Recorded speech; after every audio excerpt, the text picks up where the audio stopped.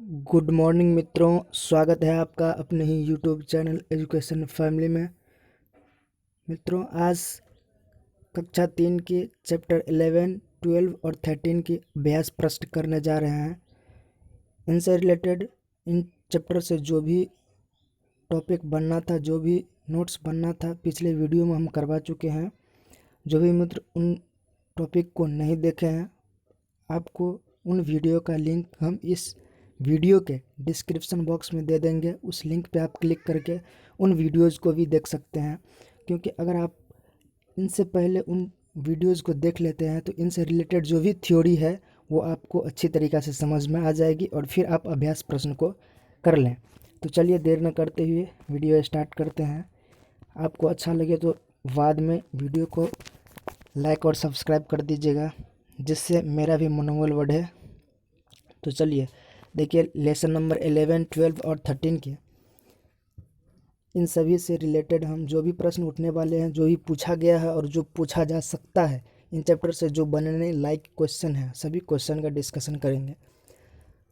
Question number first का था, America जाने के लिए उचित माध्यम होगी। देखिए, अमेरिका जाने के लिए हम देखिए वैसे तो कई माध्यम होती है, लेकिन जो भी उचित माध्यम हम सभी सामान्य वर्ग के सभी व्यक्तियों के लिए, जो अधिकतर व्यक्ति जाते हैं, जो सामान्य उचित होता है, सामान्यतः किस माध्यम का प्रयोग करेंगे? ट्रेन का, हवाई जहाज़ का, मेट्रो का, या इनमें से सभी का? तो देखिए, अमेरिका जाने के लिए अभी ट्रेन की कोई सुविधा है ही नहीं, ट्रेन से जा ही नहीं सकते हैं। मेट्रो का भी कोई भी सुविधा नहीं है। जब ये दोनों ऑप्शन नहीं हुआ तो 4 नंबर इनमें से सभी होगा ही नहीं, तो कौन सा होगा? हवाई जहाज़। वैसे भी आप सीटेट की तैयारी कर रहे हैं तो अपने एनसीईआरटी के अकॉर्डिंग चलिए, उनमें भी इन्हीं बात का जिक्र किया गया है। क्वेश्चन नंबर सेकंड देखते हैं। कहता है, निम्नलिखित में से घोड़ा गाड़ी की आवाज़ है। देखिए, आवाज़ों से रिलेटेड भी चर्चाएं की गई है, इनसे भी क्वेश्चन बनाई जा सकती है कि घोड़ा गाड़ी की आवाज़ कौन सी है? छुक छुक, टप टप, ट्रिंक ट्रिंक, या इनमें से कोई नहीं? तो घोड़ा गाड़ी की जो आवाज़ है वो टप टप की आवाज़ होती है। आप कभी गौर किए होंगे, जब घोड़ा गाड़ी जाती है तो घोड़ा के पैरों में जो नाल लगी होती है, उनकी जो बार बार सड़क पे रखता है, ऊपर नीचे तक टप टप की आवाज़ निकलती है। चलिए क्वेश्चन नंबर थर्ड देखते हैं। कहता है, ऊंचे ऊंचे पहाड़ों एवं टेढ़े मेढ़े रास्ते पर बस एवं घोड़े से लोग यात्रा करते हैं। देखिए, ऊंचे ऊंचे पहाड़े होती है, टेढ़े मेढ़े रास्ते होती है, और वहाँ लोग घोड़े या बसों से यात्रा करते हैं। कहाँ में? देखिए, कहाँ पे करता है?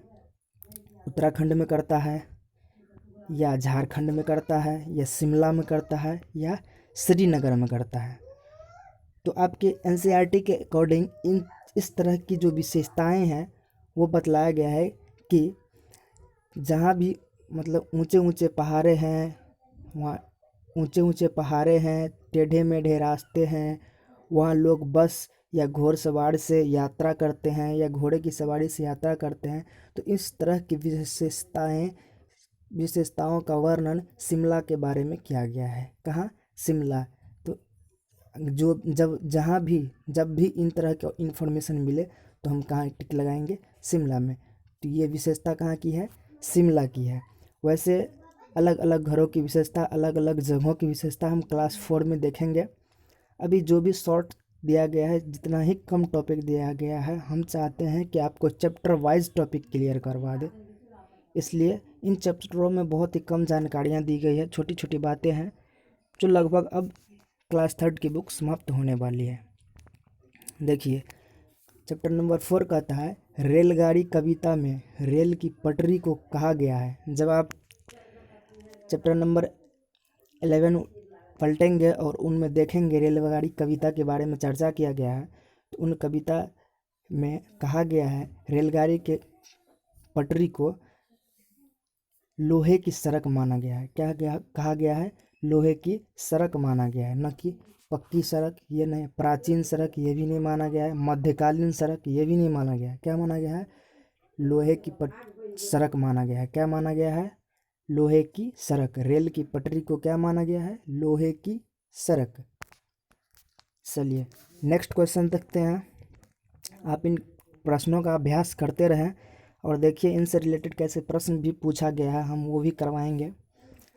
आपके लिए बहुत ही बेहद और महत्वपूर्ण हो सकता है। देखिए क्वेश्चन नंबर 5 कहता है कि खाली स्थान भरना है कि डॉट डॉट से उपला बनाया जाता है। उपला किन से बनाया जाता है? उपला जो जलावन के रूप में हम लोग प्रयोग करते हैं, खासकर बिहार के या अन्य राज्यों के गांवों में उपला बना करके लोग उनका प्रयोग जलावन के रूप में करते हैं या ठंड में हाथ सेकने के लिए करते हैं। तो किस चीज़ का उपला बनाते हैं? आटा का बनाते हैं? ऐसा नहीं है, आटा का तो नहीं बनाते हैं। जलावन का बनाते हैं? ये भी नहीं, जलावन तो वैसे ही जलता है, तो फिर उसको उपला बनाने की क्या आवश्यकता है? किसकी बनती है? गोबर की उपला बनाया जाता है, गोबर की, और उनसे लोग जलावन के रूप में उनको प्रयोग करते हैं। तो गोबर की उपला बनाई जाती है। और भी गोबर का क्या यूज़ है आगे देखते हैं। चलिए क्वेश्चन नंबर 6 देखते हैं। कहता है कोई व्यक्ति मेरे पापा मम्मी को कहता है भैया भाभी। यहाँ क्या होना चाहिए? भैया, भैया भाभी। कोई व्यक्ति मेरे पापा को भैया भाभी कहता है तो मेरा उस व्यक्ति से क्या संबंध है? यहाँ कहता है भी होना चाहिए। चलिए आप इन बातों को समझने की कोशिश कीजिए कि कोई भी व्यक्ति अगर आपके पापा को मम्मी को भैया भाभी कहता है तो आपका उस व्यक्ति के साथ क्या रिलेशन होना चाहिए? चाचा भतीजा का, या चाचा भतीजी का, या एक और दो दोनों, या भांजा या भांजी का? तो आपके पापा मम्मी को अगर कोई भैया भाभी कहता है तो आपका रिलेशन क्या होना चाहिए? चाचा का। और अगर लड़की होगा तो भतीजी होगा, और लड़का होगा तो भतीजा का रिलेशन होगा। तो यहाँ लड़का और लड़की कोई स्पष्ट नहीं की गई है, इसलिए हम कह सकते हैं कि ए और दो दोनों ऑप्शन सही है। तो इस स्तर से हम ऑप्शन नंबर 3 टिक कर देंगे, ऑप्शन नंबर 3 सही हो जाएगा। चलिए नेक्स्ट क्वेश्चन देखते हैं। क्वेश्चन नंबर 7 कहता है, देखिए बहुत ही बेहद और महत्वपूर्ण क्वेश्चन है। इनसे रिलेटेड लगभग हर बार सीटेट में एक एक क्वेश्चन उठा लेता है, कई बार उठाया गया है। आपको दिखाएंगे भी कैसे कैसे क्वेश्चन उठाया गया है। देखिए ब्रेल लिपि की शुरुआत लुई ब्रेल द्वारा की गई, जो डॉट डॉट के निवासी थे। पिछला वीडियो में इनकी विश्लेषण हम बहुत ही अच्छी तरीक़ा से किए हैं। जो भी मित्र नहीं देखे हैं वो पिछले वीडियो को ज़रूर देखें। कहता है ब्रेल लिपि की शुरुआत लुई ब्रेल द्वारा की गई, जो डॉट डॉट के निवासी थे। ब्रेल लिपि की जो शुरुआत की गई किसके द्वारा की गई? लुई ब्रेल के द्वारा। देखिए बार बार हम इसलिए बोलते हैं कि आपको नाम याद हो जाए। थोड़ा नाम अलग टाइप लग रहा है, लेकिन आप जब बार बार देखेंगे तो आपके जहन में आ जाएगी। लुई ब्रेल द्वारा किया गया ब्रेल लिपि का शुरुआत, और कब किया गया? जर्मनी में किया गया, फ्रांस में किया गया, अमेरिका में किया गया, या इनमें से कोई नहीं। तो कहाँ किया गया? ब्रेल लिपि की शुरुआत लुई ब्रेल द्वारा किया गया। अगर आप जानते हैं या कुछ भी आपको इन्फॉर्मेशन हो तो आप ज़रूर अपने स्तर से टिक लगाएं।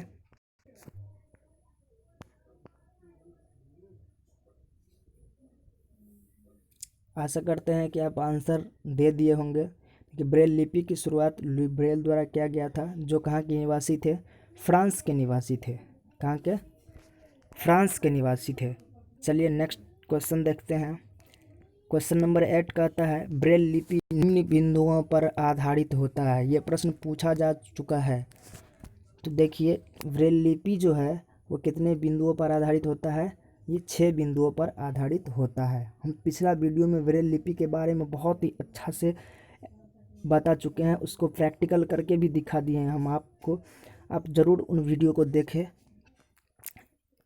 पिछला वीडियो का डिस्क्रिप्शन में हम लिंक दे देते हैं, ज़रूर उनको देखें। उनसे बातें आपको चीज़ें अच्छी तरीक़े से समझ में आ जाएगी। देखिए कहता है ब्रेल लिपि का प्रयोग किन बालकों के लिए किया जाता है? तो ब्रेल लिपि का प्रयोग बहरे बालकों के लिए किया जाता है, या अंधे बालकों के लिए किया जाता है, या प्रतिभाशाली बालक के लिए किया जाता है, या सभी बालकों के लिए किया जाता है? अगर आप वीडियो देखे होंगे तो आपको पता चल गया होगा कि ब्रेल लिपि का प्रयोग किन बातों के लिए किया जाता है। वैसे जो मित्र नहीं देखे हैं उनके लिए है, कहता है बहरे बालकों के लिए तो नहीं। देखिए ब्रेल लिपि ये 6 बिंदुओं पर आधारित होता है और इनको छू करके महसूस करके पता किया जाता है कि कौन से लेटर कैसे लिखा जाता है। हर लेटर का अलग अलग कोडिंग होता है, तो छू करके महसूस करके देखते हैं। ये किसके लिए है? जिनको आँख में प्रॉब्लम होती है, आँखें जो अंधे होते हैं, देख नहीं पाते हैं, देखने में अक्षम होते हैं, उनके लिए है। तो ये अंधे बालकों के लिए उपयोगी होता है ब्रेल लिपि। आपको इसके पीछे का कहानी भी हम उस चैप्टर में बताए हैं कि लुई ब्रेल बहुत ही छोटे थे, बचपन में करीब 3 साल के आसपास थे, तभी उनका आँख कोई कील के चुभने से कोई कील उसके आँखों में लग गई और उसके आँख क्या हो गए, डिफेक्टिव हो गया और वो अंधे हो गए थे। तभी वो पढ़ते पढ़ते आगे इतने अच्छी पढ़ाई किए कि बाद में अंधों के लिए एक सामग्री का खोज कर दिया, जिनसे आज सभी अंधे बालकों के लिए ये बेहद महत्वपूर्ण हो गया है। चलिए नेक्स्ट क्वेश्चन देखते हैं। क्वेश्चन नंबर 10 कहता है ग्रामीण क्षेत्र में गाय के गोबर से, देखिए सीटेट 2011 में पूछा गया क्वेश्चन है। कहता है ग्रामीण क्षेत्रों में गाय के गोबर से झोपड़ी की दीवारों और फर्श को लिपा जाता है। इन्हें देखिए कौन सा ऑप्शन होगा? फर्श को प्राकृतिक रंग देने के लिए, या कीड़ों को दूर करने के लिए, चिकना और साफ करने के लिए, या खुरदरा बनाकर घर्षण बढ़ाने के लिए। तो ग्रामीण क्षेत्रों में जो भी गोबर से लिपाई करते हैं, पुताई करते हैं घर के आंगन को, दीवारों को, तो वो लोगों का एक ही उद्देश्य होता है कि कीड़ों को दूर करना। क्या होता है? इनसे कीड़ा दूर होता है। जो भी छोटे मोटे कीड़े मकोड़े होते हैं उनको मार देता है गोबर। तो ऑप्शन नंबर 2 यहाँ हो जाएगा कि कीड़ों को दूर करने के लिए। किसके लिए? कीड़ों को दूर करने के लिए हम गोबर से लिपाई करते हैं। चलिए 11 नंबर क्वेश्चन कहता है कि ब्रेल लिपि क्या है? ब्रेल लिपि में मोटे कागज पर उभरे हुए बिंदु बने होते हैं। ब्रेल लिपि में मोटे कागज होता है, उस पर क्या होता है? उभरा उभरा बिंदु बने होते हैं। यह लिपि आधारित होता है। देखिए सितंबर 2014 में पूछा गया है, सीटेट का ही क्वेश्चन है। 2014 में देखिए पूछा गया है कितने बिंदुओं पर आधारित होता है। तो हम बताए हैं आपको प्रैक्टिस में पीछे कि ये 6 बिंदुओं पर आधारित होता है। आप इनको ध्यान में ज़रूर रख लीजिएगा, आपके लिए बहुत ही बेहद हो सकता है। अगला कहता है ब्रेल लिपि के बारे में नीचे दिए गए कथनों का अध्ययन कीजिए। ब्रेल लिपि के बारे में कुछ इन्फॉर्मेशन दिया गया है, इनको आप कलेक्ट कीजिए। कहता है ब्रेल को मोटे कागज पर उभरे बिंदु अर्थात बनाकर लिखा जाता है। उभरे बिंदु बनाकर, सही बात है, लिखा जाता है। तो ऑप्शन नंबर ए तो सही है।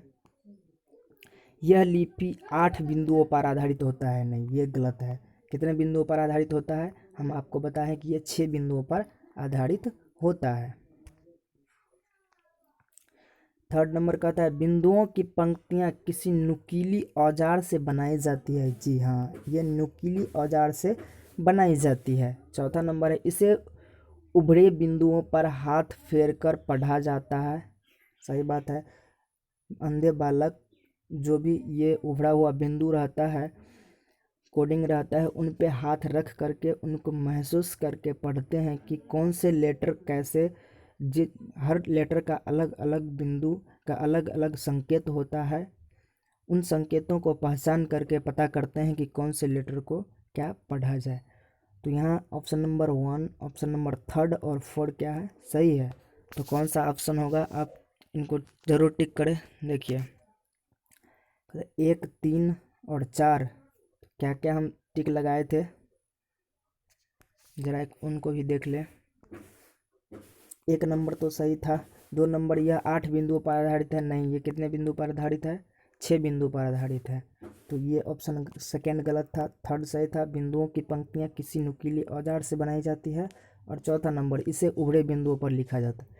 ऑप्शन नंबर फर्स्ट, थर्ड और फर्स्ट, फर्स्ट, थर्ड और फोर्थ। फर्स्ट, थर्ड और फोर्थ कौन सा हो जाएगा? ऑप्शन नंबर फर्स्ट यहाँ हो जाएगा। तो देखिए इसी तरह से आपको स्टेटमेंट देख के भी पूछ सकता है, डायरेक्टली भी पूछ सकता है।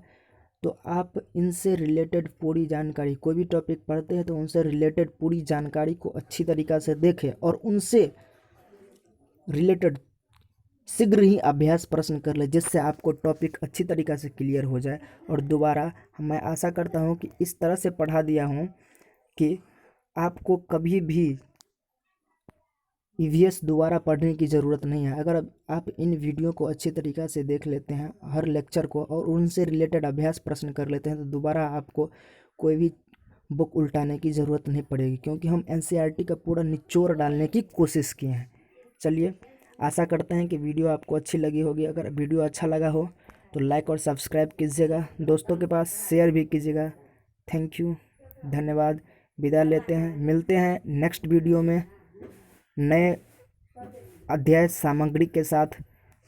अगर वीडियो अच्छा लगता हो दिल से तो ज़रूर आप सब्सक्राइब कीजिएगा और कम से कम दोस्तों के पास शेयर कर दीजिएगा। जो भी आपके पास व्हाट्सएप ग्रुप हो, जो भी ग्रुप हो, फेसबुक हो, जहाँ भी जिन माध्यम से भी आप हो, आप कम से कम 2 या 4 लोगों को सेंड करें, जिनसे वीडियो को और से अधिक पसंद किया जा सके। तो चलिए आज के लिए विदा लेते हैं, धन्यवाद, थैंक यू। मिलते हैं नेक्स्ट वीडियो में नए टॉपिक के साथ।